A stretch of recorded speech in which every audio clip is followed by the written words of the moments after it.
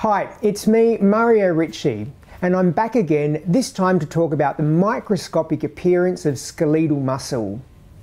This image illustrates the typical appearance of a skeletal muscle cell in longitudinal section.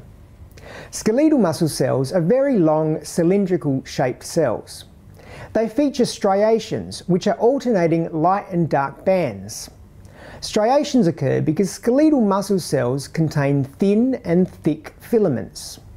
Where thin filaments are present, a light band appears. Where thick filaments are present, a dark band appears. I'll discuss these filaments later in this video. Skeletal muscle cells are multinucleated, meaning that each cell has more than one nucleus. These nuclei are located at the edge of the muscle cell, just beneath the sarcolemma or plasma membrane of the muscle cell. Let's zoom into a skeletal muscle cell and explore its interior in more detail.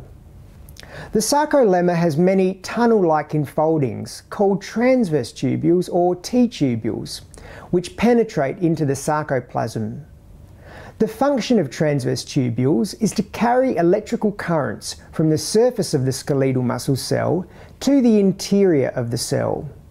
These electrical signals originate from nerve cells and tell the muscle cell to contract. Transverse tubules rapidly spread the message to contract throughout skeletal muscle, so that all parts of the muscle cell contract at the same time. The inside of a skeletal muscle cell is called the sarcoplasm or cytoplasm. There are some organelles, like mitochondria, present in the sarcoplasm, but most of the sarcoplasm is full of long protein bundles called myofibrils. Myofibrils are the contractile organelles of a skeletal muscle cell. They contain thick filaments made of a protein called myosin, and thin filaments made of a protein called actin.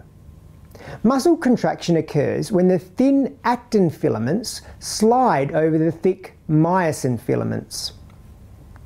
Surrounding the myofibrils are membranous sacs called the sarcoplasmic reticulum. Sarcoplasmic reticulum are similar to smooth endoplasmic reticulum in a non-muscle cell. The sarcoplasmic reticulum form a network around each myofibril. The segments of sarcoplasmic reticulum that sit against the transverse tubules are dilated and called terminal cisternae.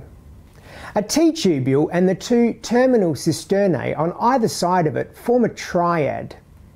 The function of the sarcoplasmic reticulum is to store and release calcium. In a relaxed muscle cell, calcium is stored inside the sarcoplasmic reticulum. But when an electric current travels down the transverse tubule, telling the muscle to contract, the sarcoplasmic reticulum releases its calcium over the myofibrils. This causes the thin filaments in the myofibrils to slide over the thick filaments, and the muscle cell contracts. When muscle contraction is over, the sarcoplasmic reticulum resorbs and stores all of its released calcium until it's needed again for another contraction. So there you have it, a brief look at the microscopic appearance of a skeletal muscle cell. In an upcoming video, Kathy will explain the microscopic appearance of a cardiac and smooth muscle cell.